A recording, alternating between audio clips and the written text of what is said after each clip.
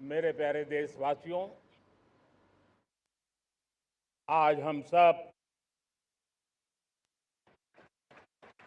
80वां स्वतंत्रता दिवस मना रहे हैं। आज हर दिलों की धड़कन वंदे मातरम के नाद से गूंज रही है। आज हर घर तिरंगा है, हर मन तिरंगा है और देश उत्साह और उमंग के साथ नए संकल्पों को लेकर के आज आगे बढ़ रहा है। आप सबको स्वतंत्रता दिवस की बहुत बहुत शुभकामनाएं।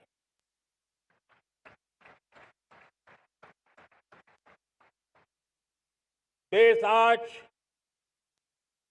उन महान सपूतों का पुण्य स्मरण करती है जिन्होंने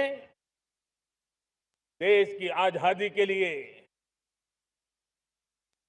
त्याग बलिदान की पराकाष्ठा की। अपने तप, त्याग और बलिदान से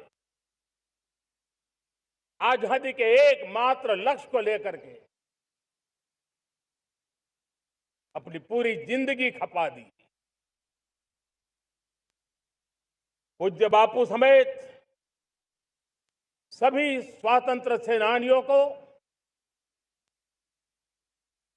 बलिदान की महान परंपरा जगाने वाले महान क्रांतिकारियों को आज मैं श्रद्धापूर्वक नमन करता हूं।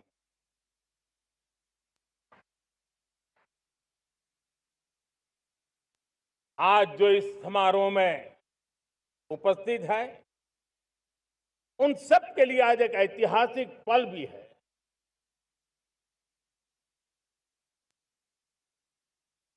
आजादी के बाद 15 अगस्त को लाल किले पर पहली बार वंदे मातरम गूंज रहा है।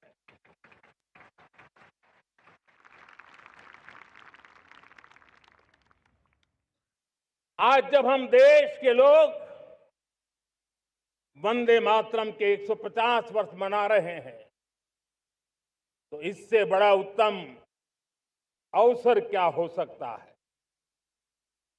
मेरे प्यारे देशवासियों, पिछले दिनों देश के कुछ हिस्सों में बाढ़ का प्रकोप रहा, भूस्खलन का प्रकोप रहा, अनेक परिवार प्रभावित हुए। उनके दुख दर्द को हम भली भांति अनुभव करते हैं। पीड़ित परिवारों को मैं विश्वास दिलाता हूं कि हम और पूरा देश उनके साथ खड़े हैं। मेरे प्यारे देशवासियों, कोई भी राष्ट्र तब महान बनता है,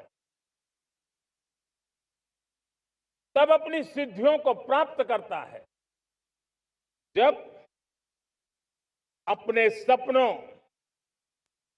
अपने संकल्पों और अपने सामर्थ्य के दम पर आगे बढ़ता है। मेरे देशवासियों,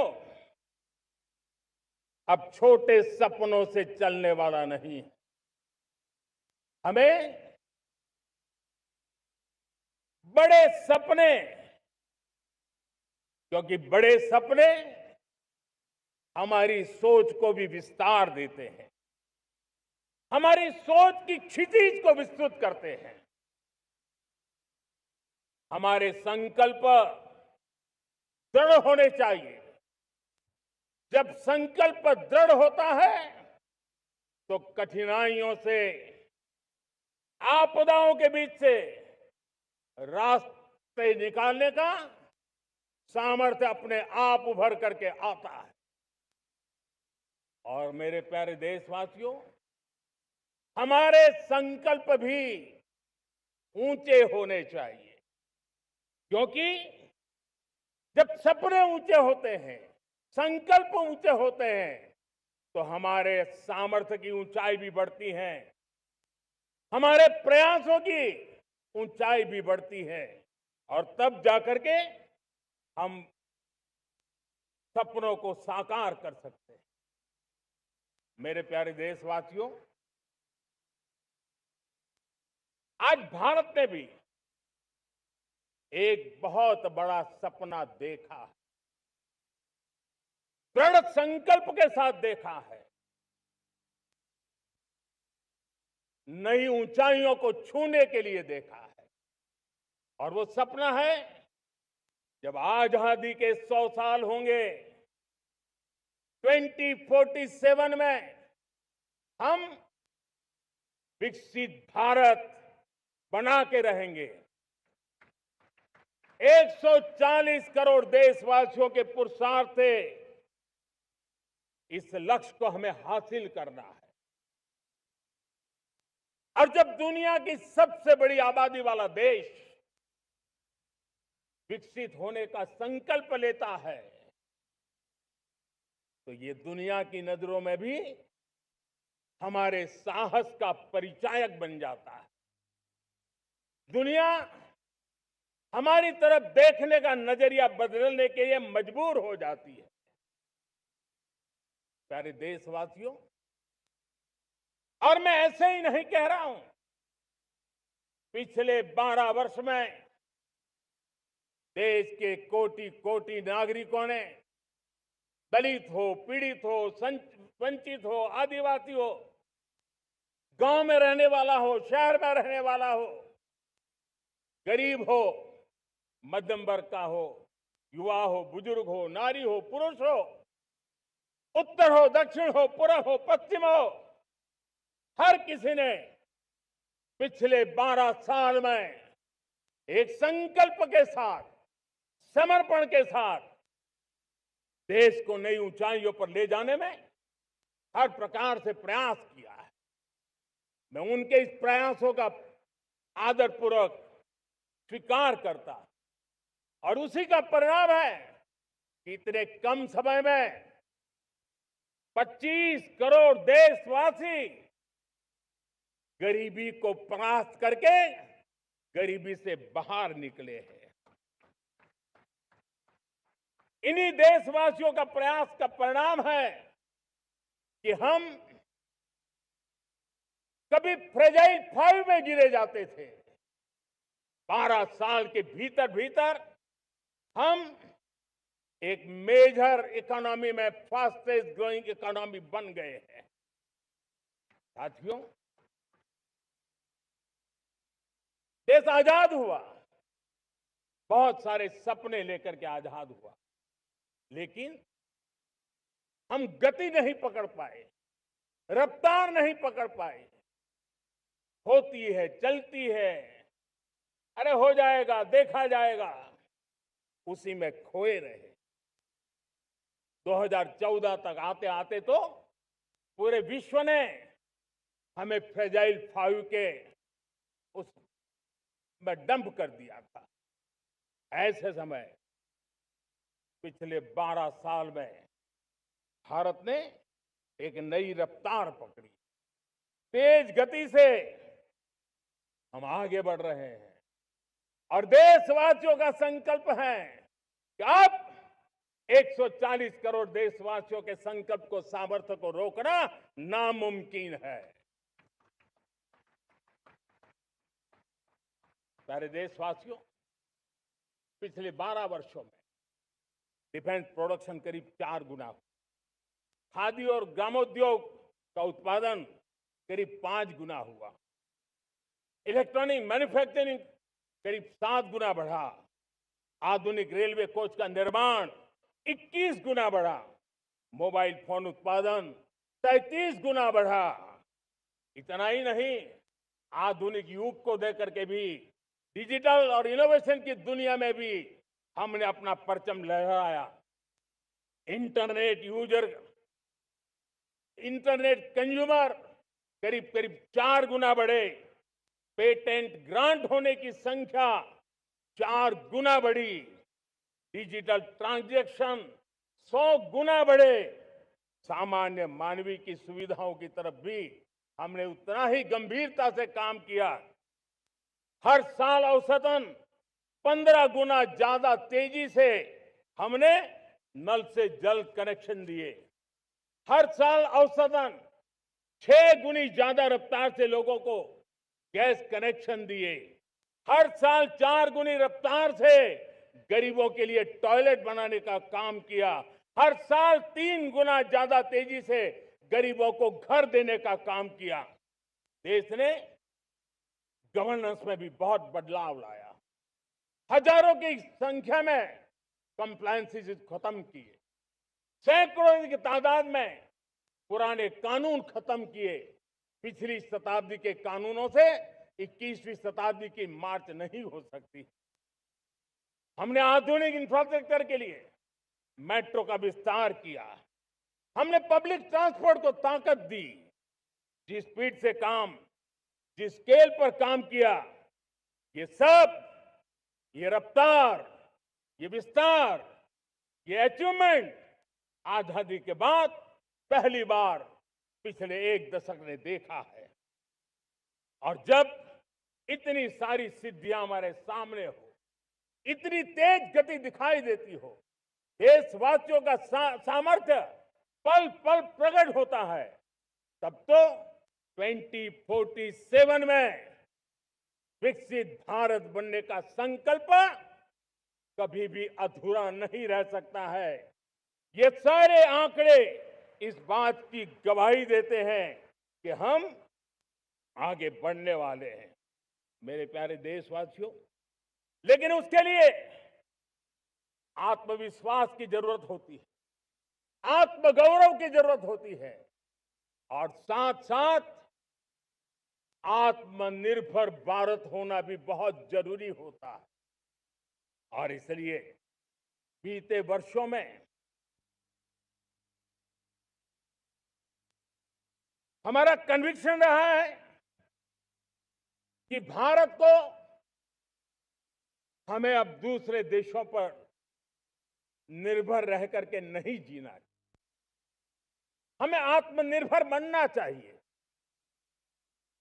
दुनिया में बहुत कुछ मिलता है, सस्ता मिलता है, जल्दी मिल सकता है, लेकिन उससे हमारा सामर्थ्य तैयार नहीं होता, न हमारे सामर्थ्य की कसौटी होती है। और इसलिए हमें भी अपनी क्षमताओं को बढ़ाना है। अपने हितों की सुरक्षा हमें खुद को करनी है।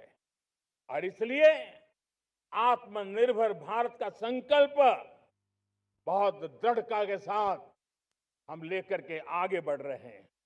मेक इन इंडिया, स्वदेशी, वोकल फॉर लोकल, इन सारे क्षेत्रों में आज हर भारतीय का मन जुड़ रहा है। मेरे प्यारे देशवासियों, मैं आपको एक उदाहरण देता हूं सेमीकंडक्टर का। देश आजाद होने के बाद विश्व में तो सेमीकंडक्टर की चर्चा हो चुकी थी, हमारे यहां भी बातें होती थी, लेकिन सेमीकंडक्टर का कोई बड़ा प्लान हम आगे नहीं बढ़ा पाए। और आज स्थिति क्या है? आज की डिजिटल दुनिया में, आज की टेक्नोलॉजी में चिप का महात्म्य हम समझते हैं।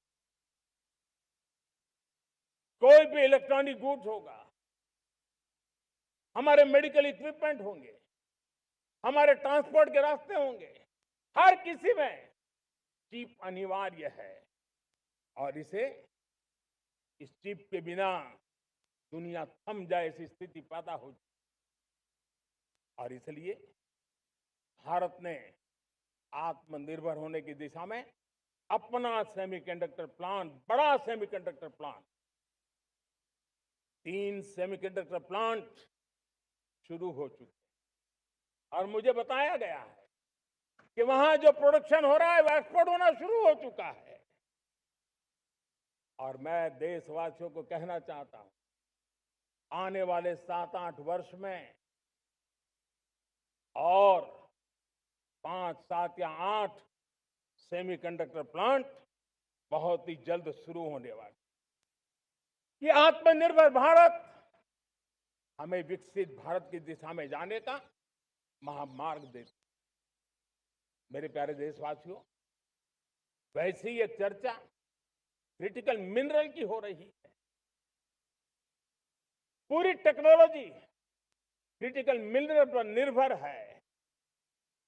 भारत इसमें भी अपने आप को सुरक्षित करने में जुटा हुआ है। क्रिटिकल मिनरल का लक्ष्य साझा किया जाए। नेशनल क्रिटिकल मिनरल ये हमने लॉन्च किया। बजट में क्रिटिकल मिनरल कॉरिडोर की हमने घोषणा की है। कई देशों के साथ एग्रीमेंट हो रहे हैं। विश्व के कई देश अब इस क्रिटिकल मिनरल के विषय में भारत के पर भरोसा करने लगे हैं। मेरे प्यारे देशवासियों, जैसे सेमीकंडक्टर की बात हो, क्रिटिकल मिनरल की बात हो, वैसे ही जिस टेक्नोलॉजी की दिशा में हम जा रहे हैं, दुनिया जा रही है, उसमें एनर्जी का महत्व और बढ़ता चला जा रहा है। अब एनर्जी के बिना भी नई दुनिया को चलाना मुश्किल है और इसलिए हमें चिप हो, एआई हो, डेटा सेंटर हो, हमें बहुत बड़ी मात्रा में बिजली की जरूरत होगी। एनर्जी सिक्योरिटी ये हमारे समय की मांग है और इसलिए हमने पहले से ही उस दिशा में एक के बाद एक मजबूत कदम उठाए हैं। एनर्जी सिक्योरिटी का एक बड़ा माध्यम है परमाणु ऊर्जा, न्यूक्लियर एनर्जी। हमने पार्लियामेंट में शांति एक्ट पास कर करके एक नए लक्ष्य तरफ जाने का रास्ता तय कर लिया है। 2047 तक हम 100 गीगावाट न्यूक्लियर पावर का लक्ष्य लेकर के चल रहे हैं। इसी एक दशक में हम 5 नए न्यूक्लियर रिएक्टर शुरू करने का लक्ष्य लेकर के चल रहे हैं। इस वर्ष भारत ने फास्ट ब्रीडर न्यूक्लियर टेक्नोलॉजी में महारत हासिल करके एक अहम पड़ाव पार किया है और उसके कारण परमाणु ईंधन में आत्मनिर्भर बनने की दिशा में हमें एक बहुत बड़ा सफलता का कदम हमने रखा है। मेरे प्यारे देशवासियों, कई बार संसाधनों की कमी के कारण देश रुकता नहीं है, लेकिन रुकने का कारण सोच की सीमाएं होती हैं। जब सोच बंद जाती है, सीमाओं में सड़ने लग जाती है, तब हम अपने सामर्थ्य को भी पहचान नहीं पाते हैं। देश को आज कच्चे तेल पर निर्भर रहना पड़ रहा है और हमारी गलत सोच के कारण है। आप जान के हैरान हो जाएंगे, हमने समुद्री तट पे 99% हमारा समुद्री तट का पूरा हिस्सा ऐसी सोच के कारण नो गो एरिया घोषित करके रखा था। हमने ही समंदर के अंदर जाकर के एक्सप्लोरेशन न करने का निर्णय कर लिया था। ये सोच का दारिद्र्य था। हमने फैसला किया ये नहीं चल सकता। हमने उस 99% को जो कभी नो गो एरिया हुआ करते थे, हमने उसको गो एहेड एरिया के रूप में खुला कर दिया है। और अब हम समुद्र के भीतर भी एक्सप्लोरेशन करने की और नए नए भंडार खोजने की दिशा में हम प्रवृत्त हैं, हम प्रयास कर रहे हैं। हमने पिछले वर्ष उसी दिशा में एक महत्वपूर्ण कदम रखते हुए समुद्र मंथन की घोषणा की थी और पिछले दिनों हमने 85,000 करोड़ रुपए इस काम के लिए आवंटित करके काम को गति देने का निर्णय कर लिया है। मेरे प्यारे देशवासियों, एनर्जी सिक्योरिटी, इसका मैंने कहा कि हमें ऑल्टरनेट स्रोतों की तरफ भी पूरी शक्ति लगाना बहुत जरूरी है और इसलिए ऊर्जा का सही इस्तेमाल बढ़ाते हुए भारत इसी दिशा में आज तेजी से काम कर रहा है। 2014 से पहले, मतलब आज से 12 साल पहले, हमारे देश में सिर्फ 70 शहरों में पाइप से गैस की व्यवस्था थी, पाइप से गैस डिस्ट्रीब्यूशन होता था। 12 साल में इन 70 शहरों को हमने 700 शहरों तक पहुंचा दिया है। ये होती है रफ्तार, ये होता है विस्तार। 2014 के पहले मुश्किल से 20-22 लाख घरों में पाइप से गैस पहुंचता था। आज 1.25 करोड़ घरों में पाइप से गैस पहुंचाने का काम हो रहा है। 12 वर्ष पहले देश में सोलर एनर्जी की कैपेसिटी सिर्फ 2 गीगावाट थी। 2 गीगावाट, आज 160 गीगावाट हमने प्राप्त किया है लक्ष्य। मेरे प्यारे देशवासियों, मैं एक और जानकारी देता हूं। हमने इसका लाभ देश के मध्यम वर्ग को, सामान्य परिवार को मिले, इस तरफ भी उतना ही ध्यान केंद्रित किया। हमने पीएम सूर्यघर मुफ्त बिजली योजना चालू की और आज मुझे संतोष है कि इतने कम समय में 50 लाख घरों का सोलर एनर्जी का काम हम आंकड़ा पार कर चुके हैं। तेजी से चल रहा है और उसके कारण हजारों घरों का बिजली बिल 0 हो गया है। हजारों घर अपनी बिजली का उपयोग करने से अतिरिक्त बिजली आज बेच करके कमाई कर रहे हैं। हर परिवार को हम इस काम के लिए 80,000 रुपया सरकार की तरफ से एक एक परिवार को मदद दी जा रही है, तब जाकर के हम इस काम को पूरा कर रहे हैं। मेरे प्यारे देशवासियों, आपको जानकर के हैरानी होगी, ये जो हमारी रेलवे है उसका इलेक्ट्रिफिकेशन का काम हमारे देश में 1925 में शुरू हुआ था। 1925 में इलेक्ट्रिफिकेशन का काम शुरू हुआ, लेकिन 90 साल में 1925 से लेकर के 90 साल में सिर्फ 30% रेल का इलेक्ट्रिफिकेशन हुआ था। यानी 90 साल में 30%। हमारी रफ्तार देखिए, लक्ष्य को पाने के लिए हमारी दौड़ देख लीजिए। हमने एक दशक के अंदर 100% काम पूरा कर दिया। 90 साल में 30%, 10 साल में 70%, ये होता है काम। और इसके कारण डीजल जो हमें बाहर से लाना पड़ता है उसकी बचत हुई, बिजली से हमारी ट्रेनें चली, पर्यावरण को फायदा होने लगा। मेरे प्यारे देशवासियों, हम यहां से नहीं रुके हैं, हम दुनिया के अंदर पीछे रहना नहीं चाहते। पिछले दिनों आपने खबर सुनी होगी, भारत ने ईंधन का नया क्षेत्र को भी छू लिया है। देश ने पहली हाइड्रोजन से चलने वाली ट्रेन शुरू कर दी है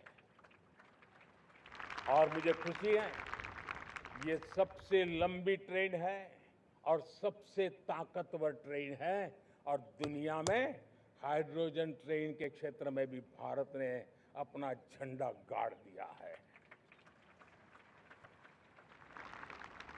प्यारे देशवासियों, पिछले 10-12 साल हम लगातार 2047 के लक्ष्य को पाने के लिए दौड़ रहे हैं, एक के बाद एक सोपान सिद्ध कर रहे हैं। हमने सोचा भी नहीं था कि हमें इसमें भी कुछ मुसीबतों का झेलना पड़ेगा। पिछले 10-12 वर्ष में कितने संकटों का सामना करना पड़ा। कोरोना जैसी वैश्विक महामारी ने पूरी दुनिया को चिंता में डाल दिया था, सारी व्यवस्थाएं चरमरा गई थी। कोरोना से बाहर निकले, युद्ध की विभीषा की खबरें आने लगी, कहीं यूक्रेन तो कहीं पश्चिम एशिया, हर जगह पे तनाव का माहौल। और पता नहीं भविष्यवेत्ताओं ने तो न जाने क्या क्या घोषणाएं कर दी थी। देश को डराना, देश को भयभीत रखना, देश को चिंतित रखना, इसी में कुछ लोगों को आनंद आता है। वैक्सीन नहीं मिलेगी, कोविड में लोग बचेंगे नहीं, कुछ भी नहीं होने वाला। वेस्ट एशिया का क्राइसिस आया, पेट्रोल पंप पे पेट्रोल नहीं मिलेगा, गैस नहीं मिलेगा, डीजल नहीं मिलेगा, फर्टिलाइजर नहीं मिलेगा।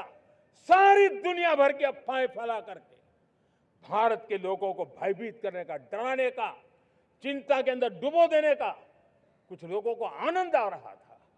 लेकिन देश ने देख लिया कि पिछले 10-12 साल की सुविचारित योजनाएं रंग ला रही है और हम इतने बड़े संकट के बावजूद भी नागरिक देवो भव के मंत्र को लेकर के जीते हुए भारत ने जो तैयारियां की थी, एक के बाद एक कदम उठाया था। सोचा नहीं था कि संकट आएगा, लेकिन उस संकट के समय में ये सारी चीजें काम आ गई और आज देश में गैस भी है, पेट्रोल भी है, यूरिया भी है। हम अपनी ताकत के ऊपर खड़े हो रहे, चल रहे। मेरे प्यारे देशवासियों, दुनिया के इन संकटों का प्रभाव हर किसी पर हुआ, हम भी अछूते नहीं। यूरिया के दाम दुनिया में 3,000 रुपया पहुंच गए एक बोरी का। आज भी हम मेरे देश के किसानों को वो बोझ सहने के लिए मजबूर नहीं कर रहे हैं।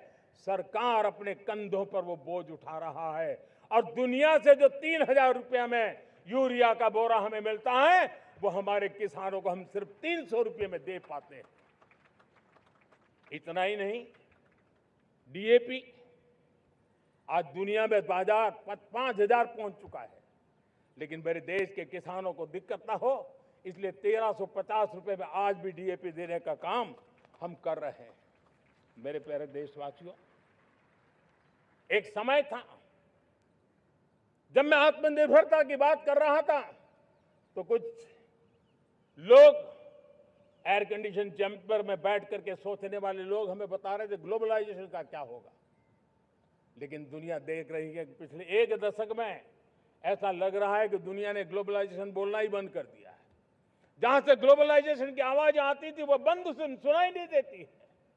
दुनिया का हर देश अपनी अपनी संभालों के मिजाज की तरफ गया है।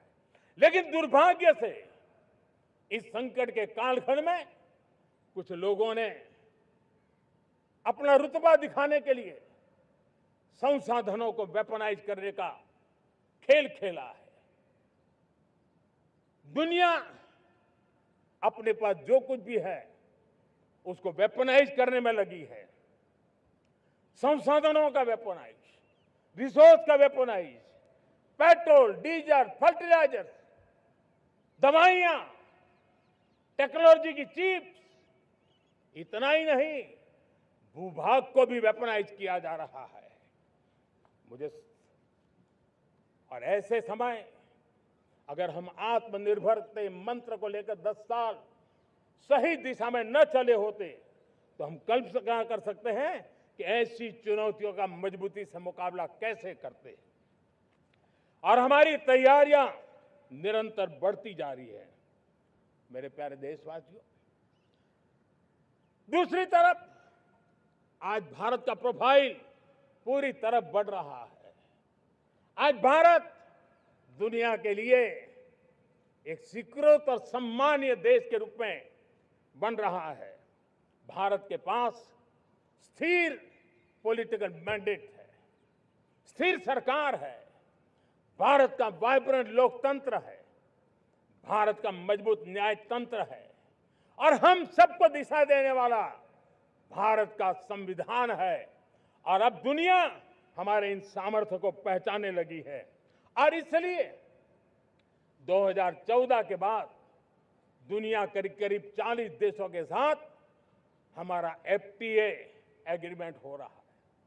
अब देखिए कितना बड़ा अवसर आया है। लेकिन ये जो ट्रेड एग्रीमेंट्स हुए हैं ये एक बहुत बड़ा अवसर है और इसलिए खास करके मैं मेरे MSMEs को कहना चाहूंगा कि हमें इस मौके को छोड़ना नहीं है। दुनिया में हमें पहुंचना है। भारत के उत्पाद की हर चीज विश्व के बाजार में पहुंचे और चाहे हमारा टेक्सटाइल हो, हमारी मशीनरी हो, हमने दवाइयां हो, हमने मौका छोड़ना नहीं है। लेकिन वैश्विक जो पैरामीटर्स हैं उस पैरामीटर को हमें पार करना होगा। हमें दुनिया से जो मिलता है उसे अच्छा देना पड़ेगा, दुनिया में जो मिलता है उसे सस्ता देना पड़ेगा। और पंजाब के लुधियाना से लेकर के तमिलनाडु के तिरुपुर तक हमारा टेक्सटाइल सेक्टर दुनिया में पहुंच सकता है। इतना ही नहीं, केरलम से लेकर के गुजरात और तमिलनाडु से लेकर के बंगाल, ये हमारा समुद्री तट, हमारे मछुआरे भाई बहन आज इस FTA के कारण हमारे श्रिप यानी झींगा उसके एक्सपोर्ट की बहुत संभावना बनी है। हमारे सी फूड की दुनिया में पहुंच बनने की संभावना पड़ी हुई है। और इसलिए मैं चाहूंगा कि हम इस परिस्थिति का फायदा उठाते हुए, हम आगे चलते हुए हम इन कामों को पार करने के लिए प्रयास करें। मेरे प्यारे देशवासियों, मैंने जो भूमिका आपके सामने रखी है उसके पीछे 2047 का लक्ष्य इन मजबूत नींव पर खड़ा है। 2047 विकसित भारत का लक्ष्य हमने पिछले 10-12 साल में देशवासियों ने जो सामर्थ्य दिखाया है उस सामर्थ्य का हिस्सा है। और इसलिए मेरे प्यारे भाइयों बहनों, सदी का 1/4 हिस्सा बीत चुका है और अगला 1/4 हमारे लिए अत्यंत महत्वपूर्ण है। अब हम रुक नहीं सकते हैं, हमारी गति नहीं रुक सकती है, हमारी दिशा तय हो चुकी है, हमें प्राप्त करके रहना है। और इसके लिए हमें अपना वर्क कल्चर बदलना होगा। हमारे वर्क कल्चर को बदलते हुए हमें हमारी सोच को भी बदलना होगा, हमें हमारे काम की गति को भी बदलना होगा। जो काम पिछले 5-7 दशक में नहीं हुए हैं वो काम हमें आने वाले 5-7 साल में करने हैं। और मेरा भरोसा है मेरे देश की युवा शक्ति पर, मेरे देश के नौजवानों पर, मेरे देश की माताओं को बहनों पर, मेरे देश के किसानों पर, मेरे देश के मजदूरों पर कि हम इस सपने को साकार कर सकते हैं। और इसलिए हमें रिफॉर्म की गति को भी आगे बढ़ाना है। और जब मैं रिफॉर्म की बात कर रहा हूं, रिफॉर्म नहीं हमारे लिए कोई कंपल्सन है, नहीं रिफॉर्म ये हमारे के लिए कोई बजबड़ है। हमारे लिए रिफॉर्म ये कन्विक्शन है। आउट ऑफ कन्विक्शन हम रिफॉर्म एक्सप्रेस पर चल पड़े हैं और हम आने वाले दिनों में भी नेक्स्ट लेवल रिफॉर्म की ओर बढ़ने वाले हैं।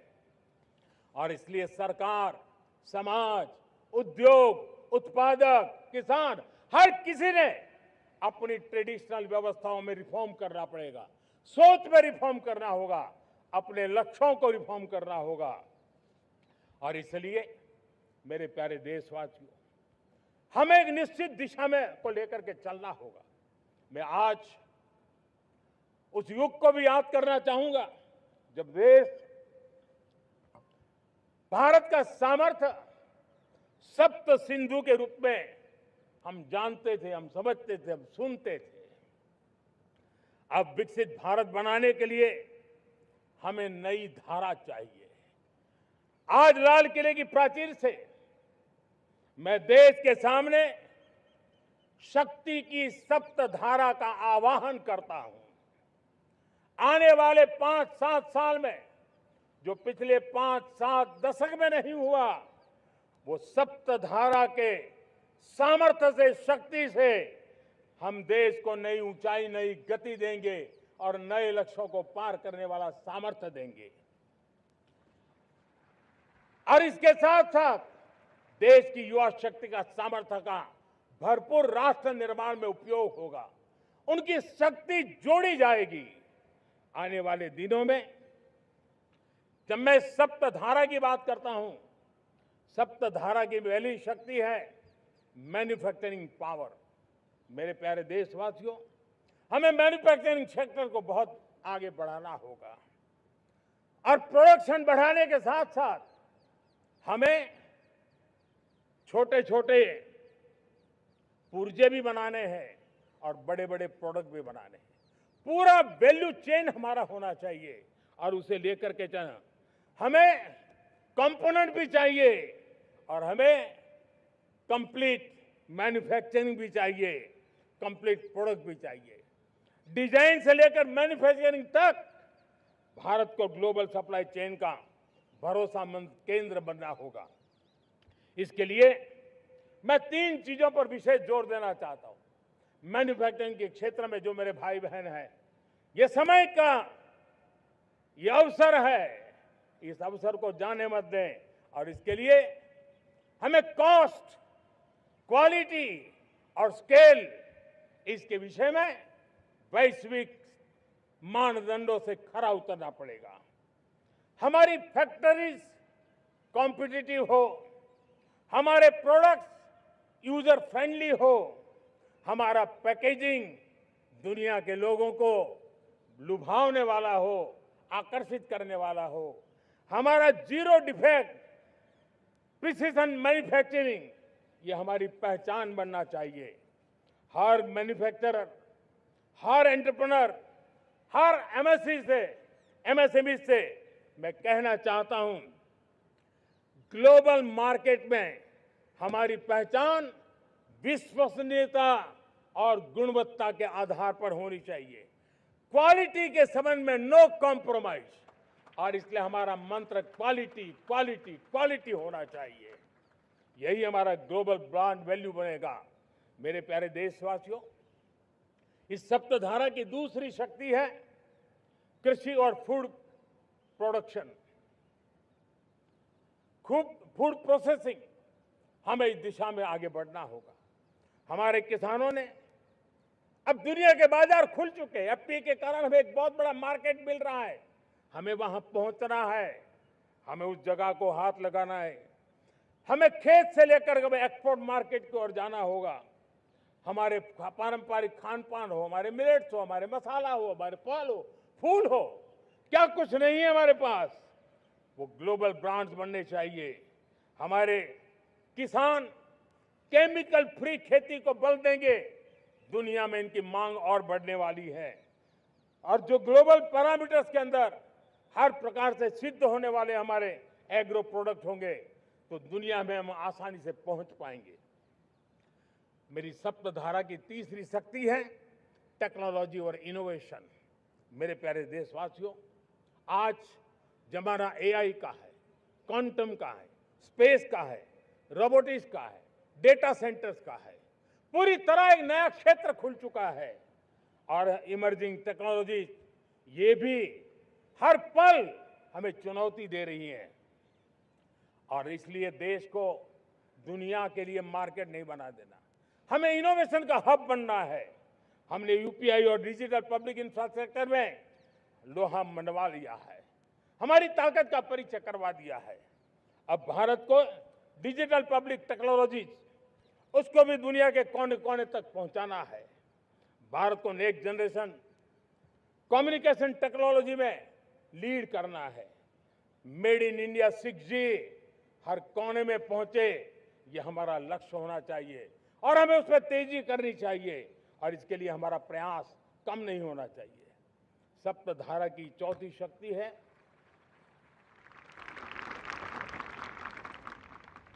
गति शक्ति। ये गति शक्ति देश के अंदर सीमलेस फास्ट कनेक्टिविटी पर हमें बल देना होगा। शहरों को हाई स्पीड रेल से हमें जोड़ना होगा। मॉडर्न हाईवे चाहिए, इनलैंड वाटरवेज चाहिए, एयरपोर्ट चाहिए, मल्टी मॉडल लॉजिस्टिक की व्यवस्था चाहिए। हमें पोर्ट्स को सिर्फ सामान उतारना चढ़ाने की जगह नहीं, दुनिया के शिप्स आकर के लंगर हो जाए इतना नहीं, हमें हमारे पोर्ट्स को पोर्ट लेड डेवलपमेंट ग्रोथ की दिशा में हमें आगे बढ़ना होगा। हमारी पांचवी शक्ति है सप्तधारा की, वो है रक्षा शक्ति। और ये रक्षा शक्ति का महत्व हर प्रकार से है। मेरे प्यारे देशवासियों, डिफेंस में आत्मनिर्भर होना अब भारत ने अनुभव कर लिया, दुनिया ने अनुभव कर लिया है, इसके बिना कोई चारा नहीं है।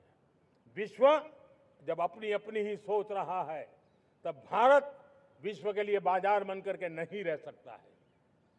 हमें डिफेंस के क्षेत्र में आत्मनिर्भर होना होगा। Next generation defence technology develop करके हमें ग्लोबल सप्लायर बनने की दिशा में हमें लक्ष्य लेकर के चलना है। हमें ड्रोन, काउंटर ड्रोन सिस्टम को विकसित करना होगा और हाइपरसोनिक डिफेंस टेक्नोलॉजीज, उस पर हमें लीडरशिप लेनी होगी। साथियों, साइबर सुरक्षा भी आज हर घर के लिए एक समस्या बन रही है। वो भी एक रक्षा का क्षेत्र है जिसमें हमारे युवाओं की जो सामर्थ्य है, उस सामर्थ्य का उपयोग हम देश के और दुनिया के लिए कर सकते हैं। हमारी सप्तधारा की छठी शक्ति है ग्रीन इकोनॉमी, ब्लू इकोनॉमी, जो ग्रीन जॉब को भी जन्म देती है। हमें green hydrogen, renewable energy, energy storage, green mobility, green manufacturing in global scale हमें पा करके रहना है। हमें दुनिया जब ग्लोबल वार्मिंग की चर्चा करती रहती है, हम रास्ते खोजते रहते हैं, हम समस्याओं का समाधान दे रहे हैं और भारत ये ग्रीन मूवमेंट का बहुत बड़ा सामर्थ्य लेकर के चलिए। भारत के पास ब्लू इकोनॉमी के लिए भी बहुत बड़ा अवसर है। बहुत बड़ा लंबा हमारा कोस्ट लाइन है। ब्लू इकोनॉमी के लिए बहुत बड़े अवसर है। फिशरीज है, कोस्टल टूरिज्म है, ओशन टेक्नोलॉजी है। ऐसे कितने ही क्षेत्र हैं जिसमें हम आगे बढ़ सकते हैं। मेरे प्यारे देशवासियों, भारत सप्तधारा की जब बात करके लेकर चला है, तब हमारी सातवीं धारा है और दुनिया के लिए इसका अपना भी एक महत्व है और वो है भारत का सॉफ्ट पावर। भारत के सॉफ्ट पावर की ताकत है। आज योग ने पूरी दुनिया को भारत के साथ जोड़ के रखा हुआ है। योग दुनिया के लिए एक ऊर्जा बनता जा रहा है, भारत के लिए विश्वास का बड़ा कारण बनता जा रहा है। जिस भारत के पास आस्था के केंद्र हो, जिस भारत के पास आयुर्वेद हो, जिस प्रकार से भारत के पास होलिस्टिक हेल्थ केयर की व्यवस्था हो, हील इन इंडिया का मूवमेंट हो, हम दुनिया के अंदर हमारे सामर्थ्य को लेकर के जा सकते हैं। हैंडीक्राफ्ट हो, संस्कृति हो, हमारी फिल्में हो, हमारा क्रिएटिव वर्ल्ड हो, वीएफएक्स हो, हमारा एनिमेशन हो, हमारी गेमिंग हो, डिजिटल कंटेंट हो, क्रिएटिव वर्ल्ड के अंदर भारत अपना रुतबा दिखा सकता है। हमने उसको वैश्विक सामर्थ्य के रूप में विकसित करना होगा। आज भारत ने वेव समिट को एक बहुत बड़ी ताकत दी है। दुनिया धीरे धीरे भारत का ये जो world audio visual and entertainment summit है, उसकी राह देखता रहता है और वो भारत के सॉफ्ट पावर को, भारत के क्रिएटिव दुनिया को परिचित करेगा। मेरे प्यारे देशवासियों, भारत के पास विशाल वन्य संपदा है। हमारे पास 100 से ज्यादा नेशनल पार्क है, क्षमता बहुत है, लेकिन विदेशी टूरिस्टों को आकर्षित करने में हम कम पड़े हैं। हमें मौका है हमारे सॉफ्ट पावर के माध्यम से दुनिया के टूरिस्टों को भारत के लिए आकर्षित करने का। हमारा सामर्थ्य हमें दुनिया को दिखाना है। हम ये काम आरा से करें और हम जल्द से जल्द हम इन लोगों, आज दुनिया में स्पोर्ट्स की जो है वो भी एक बहुत बड़ा भारत के प्रति आकर्षण का केंद्र। दुनिया के स्पोर्ट्स इवेंट भारत में क्यों ना हो। कॉन्स्टेंट इकोनॉमी बहुत बढ़ रही है, देश के नौजवानों का आकर्षण है। विश्व का हर कोई कलाकार चाहता है कभी न कभी भारत की धरती पर अपना कॉन्सर्ट करे। ये एक बहुत बड़ा अवसर है, हमें इसको मोबिलाइज करने के लिए व्यवस्थाएं खड़ी करनी होगी। साथियों, सप्तधारा की इन 7 शक्तियां उद्देश्य सिर्फ एक सेक्टर में प्रगति करने का नहीं है। एक होलिस्टिक अप्रोच के साथ हमें राष्ट्र को जो लक्ष्य लेकर के हम चल रहे हैं, जो एम्बिशन लेकर के चल रहे हैं, उस स्केल को हमें पार करने की दिशा में काम करना है। मेरे प्यारे देशवासियों, कुछ चीजें मैंने बताई हैं, लेकिन मैं इससे भी आगे सोचता हूं। मैं जरा देश को झकझोरना चाहता हूं। मैं देश की शक्ति को भी झकझोरना चाहता हूं।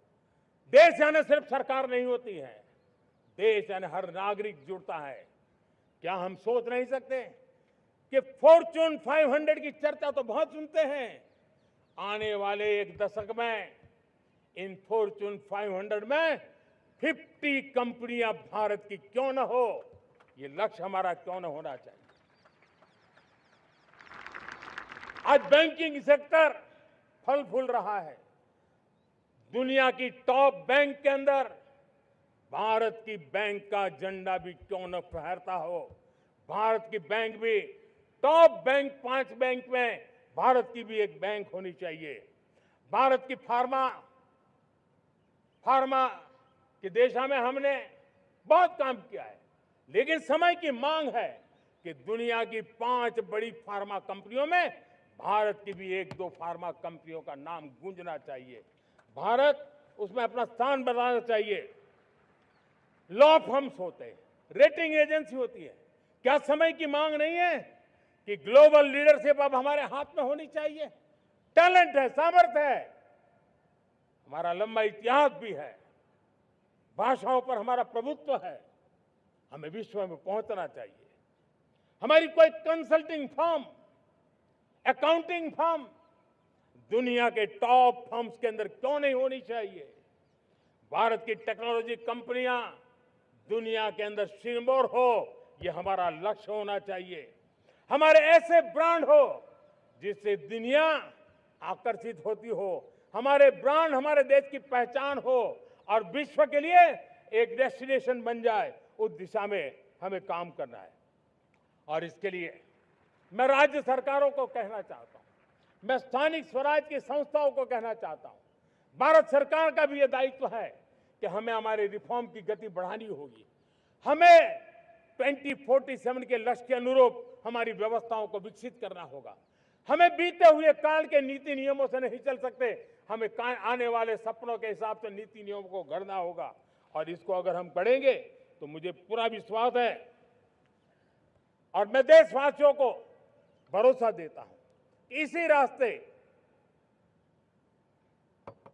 मेहनत में कोई कमी न करते हुए हम विकसित भारत का सपना पार करके रहेंगे। हमें सबको मिलकर के चलना है, केंद्र सरकार हो, राज्य सरकार हो, इंडस्ट्री हो, हम सब ने मिलकर के आगे बढ़ना है। हमें रिफॉर्म्स करते रहना है, रिफॉर्म्स को आगे बढ़ाते रहना है।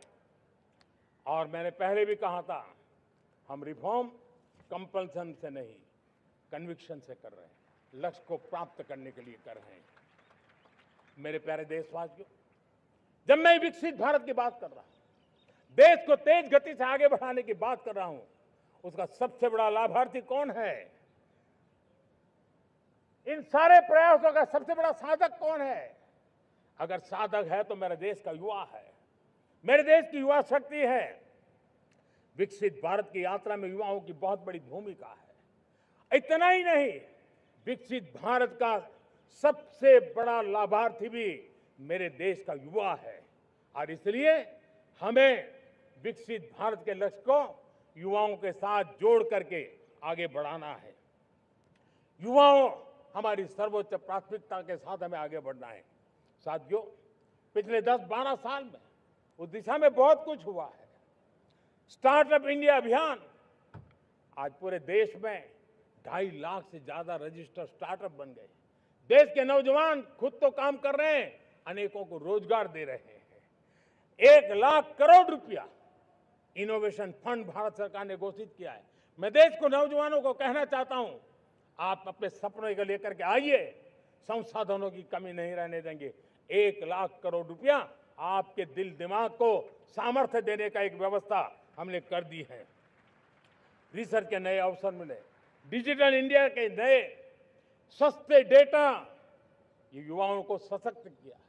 दुनिया में सस्ता डेटा कहीं है तो भारत की धरती पर है, और देश के नौजवानों को उसने नई ताकत दी है। स्किल इंडिया हमने नेशनल प्रोग्राम बनाया है। स्पेस सेक्टर को हमने ओपन कर दिया। नेशनल ड्रोन पॉलिसी हमने बनाई है। खेलो इंडिया पॉलिसी बनाई है। 35 वर्षों तक एजुकेशन पॉलिसी नहीं थी, नई एजुकेशन पॉलिसी लेकर के आए हैं, और इसका फायदा मिडिल क्लास के परिवारों को हुआ है। साथियों, 2004 से 14 आंकड़े मुझे देना चाहिए आपको। 2004 से 14 हमारे देश में 350 से भी कम यूनिवर्सिटी थी, और आज 10-12 साल के भीतर भीतर करीब 650 नई यूनिवर्सिटी जुड़ चुकी है। करीब 1000 का आंकड़ा हम पहुंच रहे हैं। 2014 के पहले मेडिकल की सिर्फ 400 सीटें हुआ करती थी, आज करीब 850 सीटें मेडिकल की हो रही है। इतना ही नहीं, अब विदेशी यूनिवर्सिटी भी भारत की धरती पर आ रही है। भारत के अंदर विदेशी यूनिवर्सिटी की डिग्री मेरे नौजवान को मिले, इसका प्रबंध भी हो चुका है। हमारे देश के युवा मन बचपन से ही टेक्नोलॉजी की तरफ आकर्षित हो, उस दिशा में हम काम कर रहे हैं, और इसलिए हमने करीब 10,000 से अधिक अटल टिंकरिंग लैब छोटे छोटे बच्चों के हवाले कर दी है, ताकि उनका इनोवेशन और टेक्नोलॉजी के अंदर उनका मन बने। 12 वर्ष युवा, हमने अनेक रास्ते खोले। हम स्टार्टअप ओपन कर दिया, आपने देखा होगा। भारत के प्राइवेट स्टार्टअप 28 साल की एवरेज उम्र के बच्चों ने, नौजवानों ने दुनिया में पहले ही ट्रायल में अपना सैटेलाइट लॉन्च कर दिया और रॉकेट लॉन्च कर दिया। उन्होंने बहुत बड़ा काम कर दिया साथियों। आज करीब 2.5 लाख से ज्यादा रजिस्टर्ड स्टार्टअप है। हमने पिछले दिनों एआई इंपैक्ट समिट किया था। एआई का विस्तार बहुत तेजी से बढ़ रहा है। लाल किले से मैं देश के नौजवानों के लिए घोषणा करना चाहता हूं। हमने तय किया है कि आने वाले 1 वर्ष में 1 करोड़ युवाओं को एआई स्किल के लिए ट्रेनिंग देने का हम काम करेंगे, ताकि हमारा देश का नौजवान एआई की दुनिया में भी नेतृत्व करने का सामर्थ्य। मेरे साथियों, बायो इकोनॉमी एक नया क्षेत्र है। एक समय था 2014 के पहले सिर्फ 60,000 करोड़ रुपए का बायो इकोनॉमी का काम होता था। मेरे देश के नौजवान, आपने क्या कमाल कर दिया है। देखिए, नीतियां जब सही होती है, लक्ष्य जब साफ होता है, तो मेरे देश के नौजवान कैसा करके थे। बायो इकोनॉमी में देश की युवा शक्ति ने सामर्थ्य दिखाया है। 2014 के पहले जो 60,000 करोड़ का कारोबार था, आज वो कारोबार बायो इकोनॉमी 20 लाख करोड़ पहुंच चुकी है। दोस्तों,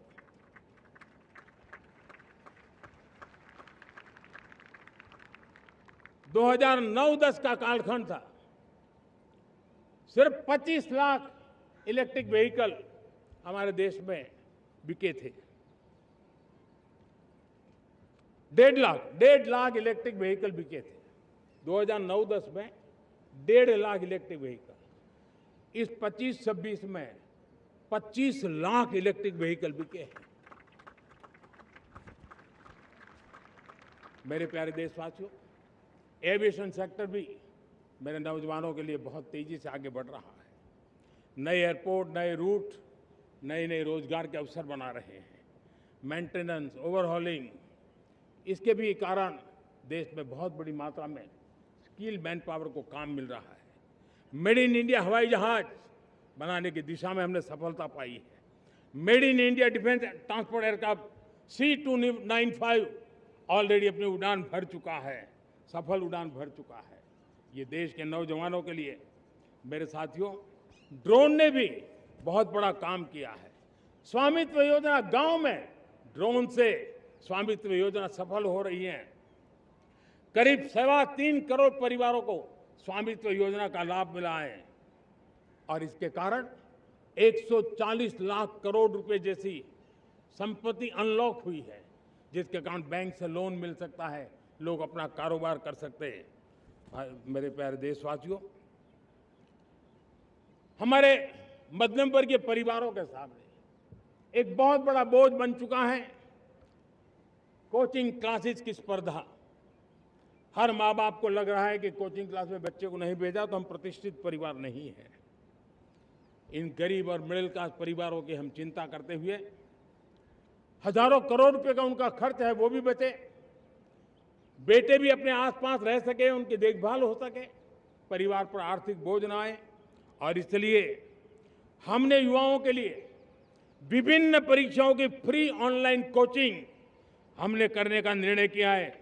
डिजिटल पब्लिक इंफ्रास्ट्रक्चर है, हमारे पास उत्तम टैलेंट है, टीचर्स हैं, उन संसाधनों को जोड़ करके हम देश के नौजवानों को फ्री कोचिंग देने का एक पूरा नेटवर्क हम खड़ा करने वाले हैं। मेरे प्यारे देशवासियों, मैं हमेशा कहता आया हूं, जो खेले वो खिले। जब मैं खेले वो खिले की बात कर रहा हूं, तब मेरे प्यारे देशवासियों, आज भारत खेल की दुनिया में अपनी जगह बना रहा है। अब खेल के पोडियम में भारत का राष्ट्रगीत सुनाई देता है, भारत का राष्ट्रगान सुनाई देता है, भारत का तिरंगा झंडा लहराता दिखाई नजर आ रहा है। टॉप्स योजना ने बहुत बड़ी सफलता पाई है। खेलो India games, university games, winter games, beach games, sports infrastructure, sports के लिए कोचिंग, स्पोर्ट्स मेडिसिन, स्पोर्ट्स के लिए न्यूट्रिशन, इन सारे विषयों में भारत अब महारत करने की दिशा में आगे बढ़ रहा है। नौजवानों के लिए पूरा नया क्षेत्र, खिलाड़ी न बन सके तो उसकी सपोर्ट सिस्टम में भी बहुत बड़ा क्षेत्र खुल रहा है। स्पोर्ट्स की दुनिया में भारत का प्रदर्शन बेहतर होता रहा है और हम 2036 में ओलंपिक के मजबूत दावेदार बनकर के आगे बढ़ रहे हैं और 2030 में कॉमनवेल्थ गेम्स को भारत होस्ट करने वाला है। और मेरे साथियों, दुनिया में जो ओलंपिक की खेल होते हैं, करीब 40 प्रकार के गेम होते हैं और करीब 350 साढ़े 350 स्पर्धाएं होती हैं ओलंपिक में। और आपको जानकर के दुख होगा मेरे देशवासियों, मेरे नौजवानों, मैं आपको चुनौती देता हूं, मैं आह्वान करता हूं, मैं आपकी मदद चाहता हूं। 350 जितने स्पर्धाओं में भारत 2/3 खेलों में कहीं होता ही नहीं, हमारी मौजूदगी नहीं होती, हम क्वालिफाई नहीं होते हैं।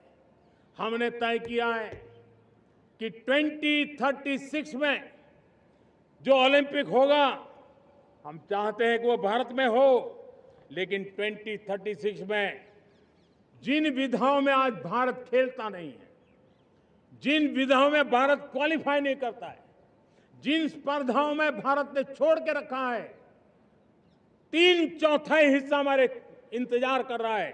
भारत उस पर बल देगा और इसके लिए हम टैलेंट हंट का एक अभियान भी चलाना चाहते हैं। हमें अगर 2036 के लिए खिलाड़ी चाहिए तो आज जो 5 साल, 10 साल, 15 साल की उम्र के नौजवान हैं, बेटे हैं, उनके तरफ ध्यान देना होगा, उन बेटियों पर ध्यान देना होगा। और इसलिए 5 से 15 उम्र के बच्चों में खेल प्रतिभा ढूंढने के लिए गांव-गांव, शहर-शहर, स्कूल-स्कूल एक टैलेंट हंट का अभियान चलाया जाएगा। बच्चों की प्रतिभा को देखा जाएगा और फिर उनको स्पेशल ट्रेनिंग दे करके देश के लिए खेलने वाले अच्छे खिलाड़ी बनाए जाएंगे। मेरे प्यारे युवा, देश के सामने, देश के नौजवानों के सामने नशा एक बहुत बड़ा संकट बनता जा रहा है। नशा मुक्त भारत ये हम सबका सामूहिक दायित्व होना चाहिए। हमारे उज्जवल भविष्य के लिए हमारी युवा पीढ़ी मजबूत हो, हमारा युवा सामर्थ्य हमारे देश के लिए काम आए, इसलिए नशा मुक्त भारत। पिछले दिनों माय भारत के वॉलंटियर्स ने, देश के एनजीओ ने, देश के सामाजिक सांस्कृतिक संगठनों ने, देश के आध्यात्मिक पुरुषों ने मिलकर के नशा मुक्त भारत का 100 सप्ताह का एक कार्यक्रम तय किया है। 100 सप्ताह तक एक अभियान चलने वाला है। मैं हर परिवार को कहना चाहता हूं कि आप भी इस अभियान का हिस्सा बने, आप इसके साथ जुड़िए और देश के नशा मुक्त भारत के सपने को पूरा करने के लिए आप आगे आइए। मेरे प्यारे देशवासियों, 21वीं सदी में दशकों पुरानी जो चुनौतियां हैं, उन चुनौतियों को खत्म करना बहुत अनिवार्य है। नक्सलवाद, माओवाद लाखों युवाओं के भविष्य को तबाह कर दिया। अनेक माताओं के दूधमल नौजवानों को छीन लिया, बर्बाद कर दिया, हर मां बाप के सपनों को चूर चूर कर दिया। इस नक्सलवाद ने 4 दशक तक हिंदुस्तान के बहुत बड़े हिस्से को, बहुत बड़ी आबादी को दबोच करके रखा था, बंदूक के नोक पर दबोच करके रखा था, संविधान की धज्जियां उड़ा दी थी और देश के सामान्य नागरिकों की रक्षा में 3,500 से ज्यादा हमारे पुलिस के, सुरक्षा बल के जवान शहीद हो गए। युद्ध के अंदर जितने सैनिक मरते हैं, उससे ज्यादा हमारे पुलिस जवानों को जान की बाजी लगानी पड़ी ताकि देश के सामान्य मानवी को सुरक्षा मिले। ये नक्सलवाद ने धरती को लहूलुहान कर दिया था। 2014 में आपने जब हमें मौका दिया, उसी दिन हमने संकल्प लिया था कि हम देश को नक्सलवाद से मुक्त करेंगे। और आज मुझे खुशी है कि नक्सली माओवादी हिंसा आखिरी सांस भी शायद रहने की अब तो ताकत नहीं रही है। पूरी तरह उसे खत्म करने की दिशा में जहां पर कभी नक्सलवादियों की गोलियां चलती थी, जहां पर कभी धरती रक्त रंजित रहा करती थी, आज उसी नक्सल क्षेत्रों में, उसी इलाकों में नक्सल मुक्त होने के कारण विकास, विश्वास और प्रयास का तिरंगा लहरा रहा है। मेरे प्यारे देशवासियों, लेकिन इस चुनौती को हमने कम नहीं आंकना है। इस चुनौती से हमें और भी सावधान रहने की जरूरत है। वर्षों तक देश की सत्ता में माओवादी सोच के लोग गलियारों में अपनी जगह बना करके बैठे थे। सरकारी कमेटियों में सलाहकार के रूप में भी ये माओवादी सोच ने नीतियों को प्रभावित किया था। मेरे प्यारे देशवासियों, जंगलों में हमें हथियारी नक्सलों का खात्मा बुलाने में, उस संकट से देश को मुक्त कराने में सफलता मिली है। लेकिन हथियारी नक्सल तो गए, लेकिन दिमागी नक्सल, ये दिमागी नक्सल मौके की तलाश में है। हिंसा, अराजकता के वो रास्ते खोज रहे हैं, समाज को गलत राह पर घसीटने के लिए भांति भांति के दांव कर रहे हैं।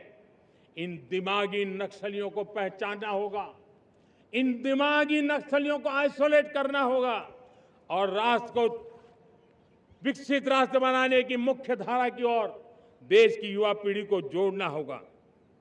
मेरे प्यारे देशवासियों, सुरक्षित भारत बनाना हम सबका दायित्व है। चुनौती सीमा के भीतर हो या सरहद से बाहर, भारत हर परिस्थिति के लिए तैयार है। आज युद्ध का नेचर बदल रहा है। अब युद्ध सीमा पर ही होता है, गारंटी नहीं है।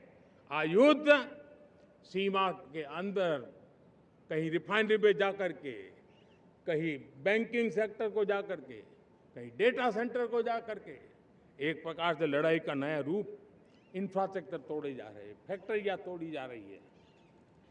हमने मिशन सुदर्शन चक्र की पिछले सालों घोषणा की थी, बहुत तेजी से उस पर काम चल रहा है। आज डिफेंस एक्सपोर्ट हमारा करीब 50 गुना बढ़ा है। करीब 100 देशों में हमारे अस्त्र शस्त्र पहुंच रहे हैं।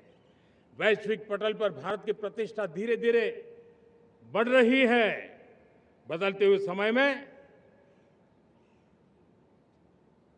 अस्त्र शस्त्र की तरफ काम करना है, सैन्य बलों का सामर्थ्य बढ़ाना है, लेकिन साथ साथ नागरिकों को भी तैयार करना होगा। पिछली शताब्दी के युद्धों के अनुरूप जो सिविल डिफेंस की व्यवस्थाएं हमारे देश में विकसित हुई है, वो कालबाह्य हो चुकी है। और इसलिए मैं आज लाल किले से घोषणा कर रहा हूं कि हम आने वाले दिनों में सिविल डिफेंस का एक वाइब्रेंट नेटवर्क खड़ा करेंगे। आधुनिक व्यवस्थाओं से उनको परिचित कराएंगे। आधुनिक संकटों से नागरिकों को रक्षा करने की क्या व्यवस्था हो सकती है, एक बहुत बड़ा वॉलेंटरी फोर्स सिविल डिफेंस का आधुनिक चुनौतियों को पार करने वाला हम बनाने वाले हैं। मेरे प्यारे देशवासियों, राष्ट्र के निर्माण में आज हमारी बहनों बेटियों का योगदान हम सब के लिए बहुत बड़ा प्रेरणा का कारण बना हुआ है। फाइटर जेट हो या सिविल एविएशन, हमारी बेटियां सबसे आगे दिखाई दे रही है। खेलकूद का मैदान हो, हमारी बेटियां आगे दिखाई दे रही है। स्टेम एजुकेशन में भर्ती होने की प्रक्रिया हो, सबसे ज्यादा हमारी बेटियां आगे दिख रही है। आज सेना में भी एनडीए से जो बच्चियां निकली हैं, वो बड़े रौब के साथ देश की सेना का नेतृत्व करने का सामर्थ्य दिखाने लगी है। मेरी बेटियों की ताकत कैसी है। मैं पिछले दिनों साणंद में एक सेमीकंडक्टर प्लांट में गया। वहां आदिवासी बेटियां, देश के अलग अलग कोने से आई हुई बेटियां काम कर रही थी। वो उस गांव से आई थी जिन्होंने पासपोर्ट क्या होता है पता तक नहीं था। वो बेटियां विदेशों में गई, ट्रेनिंग लेकर के आई और आज चिप निर्माण का काम कर रही है। और बड़े कॉन्फिडेंस, मैं जो उनका कॉन्फिडेंस देखा, मैं सचमुच में बहुत प्रभावित हुआ था। आज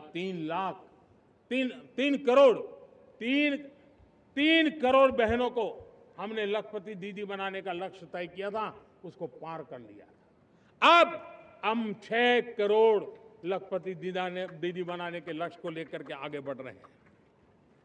3 करोड़ नई लखपति दीदी बनना मतलब ग्रामीण अर्थव्यवस्था में बहुत बड़ा बदलाव मातृशक्ति के द्वारा आने वाला है। मेरे प्यारे देशवासियों, आज पंचायतों में, नगर पालिका में, महानगर पालिका में बहुत बड़ी मात्रा में हमारी महिलाएं जनप्रतिनिधि बनकर के देश का मार्गदर्शन कर रही है, समस्याओं का समाधान कर रही है, बहुत ही सक्षम नेतृत्व दे रही है। और इसी को ध्यान में रखते हुए हमने पार्लियामेंट में नारी शक्ति वंदन अधिनियम पारित किया था। लेकिन किसी न किसी कारण से राजनीति के अखाड़े में पिछले 40 साल से ये सपना हमेशा राजनीतिक अखाड़े का शिकार हो गया है।